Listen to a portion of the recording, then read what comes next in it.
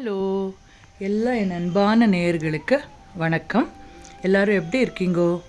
இன்றைக்கி நான் ஒரு ஹெல்த்தியான ரெசிபி, டயட் ரெசிபி, நீங்கள் வெயிட் லாஸுக்கு ரொம்ப யூஸ்ஃபுல் ஆகப்படுத்த ரெசிபி கொண்டு வந்திருக்கேன். எதுனாக்கா தலியா கேள்விப்பட்டிருக்கேளா? கோதுமை நோய் வரும் சாம்பா கோதின்னு சொல்லுவாங்க பாருங்கோ. அதில் இன்றைக்கி வெண்பொங்கல் செஞ்சு கூட தொட்டுக்கிறதுக்கு தக்காளி குஸ்து எப்படி பண்ணுறதுன்ட்டு காட்டி கொடுப்போம். ரொம்ப ஈஸி, வெரி டேஸ்டி. முதல்ல ஒரு மிக்சி ஜாரில் 1 டீஸ்பூனு மிளகு, 1 டீஸ்பூனு ஜீரகம் மிளகு எல்லாம் பார்த்து சேர்த்துக்கோங்க. நீங்கள் எவ்வளோ குவான்டிட்டியில் பண்ணுறீங்களோ அதுக்கு தகுந்த. அப்படி நான் செஞ்சுட்டு இருக்கிறதுக்கு ஒரு டீஸ்பூன் போதும். ஒரு துண்டு இஞ்சி, ஃப்ரெஷ்ஷாக இருக்கிற கருவேப்பிலை, அப்புறம் காரத்துக்கு ஏற்ற ஒரு 3 பச்சை மிளகா, அப்புறமா ஒரு அரை கைப்பிடி அளவுக்கு ஃப்ரெஷ்ஷாக துருவின தேங்காய் பூ எல்லாம் சேர்த்துட்டு கொரான்னு அரைச்சி வச்சுக்கணும். முதல்ல இதை ஃபஸ்ட்டு ரெடி பண்ணினுட்டாக்கா மற்றது செய்கிறது ஈஸி. இப்போ பாருங்கள், ஒரு குக்கரில் 1 கப்பு தலியா, அரை கப்பு பாசிப்பருப்பு ரெண்டுத்தையும் நல்லா கழுவிட்டு மூங்குற அளவுக்கு தண்ணி சேர்த்துட்டு இப்போ பேஸ்ட்டாக அரைச்சி வச்சுட்டுமே அதையும் சேர்த்துட்டு ஒரு 4-5 விசில் குவிச்சிக்கணும். கூட ஒரு 1/4 டீஸ்பூன் அவளுக்கு மஞ்சப்பொடி கூட சேர்த்துடுங்க. அப்புறமா அடுப்பில் வச்சுட்டு நல்லா கொதிக்க வந்தப்போ தான் நீங்கள் குக்கர் லிட்டை மூடி ஒரு 4 to 5 விசில்ஸு வர வச்சுக்கணும்.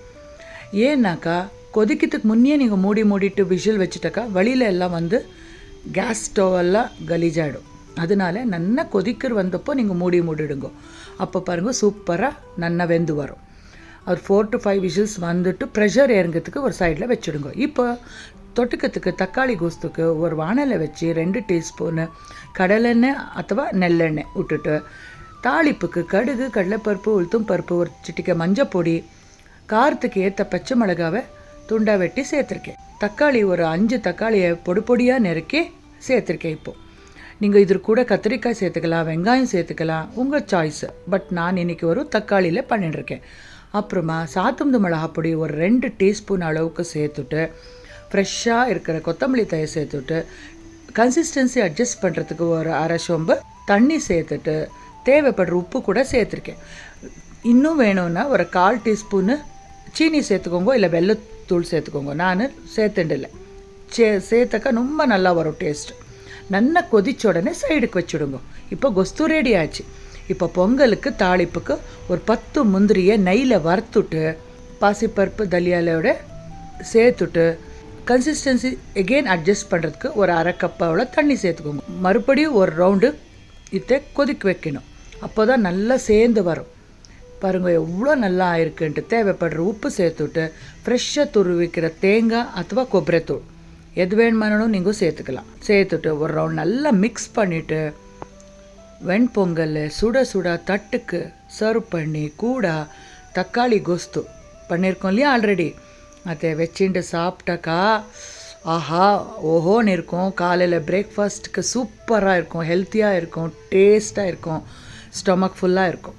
கண்டிப்பாக யாரெல்லாம் வெயிட் லாஸ் பண்ணிக்கணும், டைஜஸ்டிவ் சிஸ்டமை நல்லா வச்சுக்கணும், ஆரோக்கியமாக இருக்கணும்னா கண்டிப்பாக இந்த மாதிரி ஹெல்த்தியான ரெசிபி பிரேக்ஃபாஸ்ட்டில் சேர்த்துக்கணுன்ட்டு கேட்டுக்கிறேன்.